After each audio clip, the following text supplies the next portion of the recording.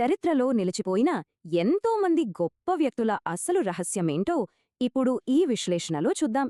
వాళ్లు కేవలం రాజులు మాత్రమే కాదు సుమా, వాళ్ల ఉన్నతమైన గుణాలే వాళ్లని చిరస్థాయిగా నిలబెట్టాయి. మరి ఈ పౌరాణిక కథల ద్వారా మనం కూడా నిజమైన గొప్పదనాన్ని ఎలా అలవర్చుకోవచ్చో తెలుసుకుందామా? ముందుగా బాధ్యతకు మారుపేరు శ్రీరాముడు. ఎంతో ధైర్యవంతుడు, పైగా అందరికీ ఆదర్శప్రాయుడు కదా. రామా, నువ్వు 14 అడవికి వెళ్ళాలి అన్న తండ్రి ఆజ్ఞ మేరకు రాముడికి వనవాస పరిస్థితి ఎదురైంది.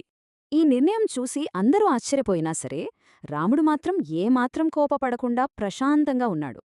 నా తండ్రి మాటే నా ధర్మం అని చిరునవ్వుతో ఎలాంటి ఫిర్యాదు లేకుండా అడవికి పయనమయ్యాడు. అలా తన తండ్రి మాటను గౌరవించి ప్రపంచవ్యాప్తంగా శాశ్వతమైన కీర్తిని సొంతం చేసుకున్నాడు. ఇక బాధ్యత తర్వాత అంతులేని మాతృభక్తికి ప్రతీక గరుత్మంతుడు. తన తల్లిపై అతనికి అమితమైన ప్రేమ. తన తల్లి కష్టాలను, దాసిత్వాన్ని పోగొట్టడానికి ఎన్నో భయంకరమైన ప్రమాదాలను సైతం ధైర్యంగా ఎదుర్కొన్నాడు. నా అమ్మ కోసం నేనేదైనా చేస్తాను అన్న ఆ గొప్ప త్యాగమే అతనికి కీర్తిని తెచ్చిపెట్టింది. ఇప్పుడు నిబద్ధతా విషయానికొస్తే భీష్ముని మించినవారు లేరు. ఆయన మాట ఇచ్చాడంటే ఇక తిరుగుండదు. తండ్రి కోసం చేసిన ప్రతిజ్ఞ కారణంగా జీవితాంతం కష్టాలు భరించిన సత్యాన్నే నమ్ముకున్నాడు, అందరి గౌరవం పొందాడు. తరువాత సహనానికి నిలువెత్తు రూపం ధర్మరాజు. ఎంతటి కష్టమొచ్చినా ఆయన కోల్పోని ఒకే ఒక్క ఆయుధం ఓర్పు.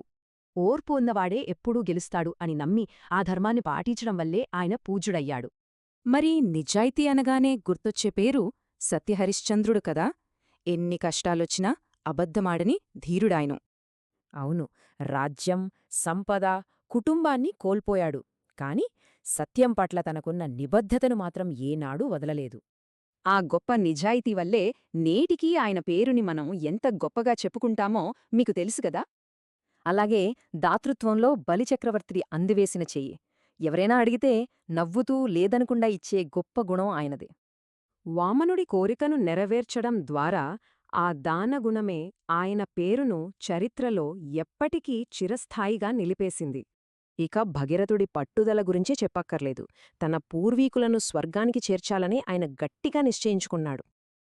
అందుకోసం ఎంతో కఠోర తపస్సు చేసి పవిత్ర గంగానదిని ఆకాశం నుండి నేరుగా భూమిపైకి రప్పించాడు. గమనించారా? ఈ మహనీయులందరిలోనూ మనకొక ఉమ్మడి లక్షణం కనిపిస్తోంది. అదే వారిలోని అద్భుతమైన, ఉత్తమమైన గుణాలు. నిజాయితీ, ఓర్పు, దాతృత్వం, పట్టుదల. సరిగ్గా ఇలాంటి సద్గుణాలే ఎవరినైనా సరే నిజమైన మహాత్ములుగా మారుస్తాయి. కాబట్టి మనం కూడా మంచి నడవడికను అలవర్చుకుని నిజమైన సూపర్ హీరోలుగా ఎదుగుదామా? ఆలోచించండి.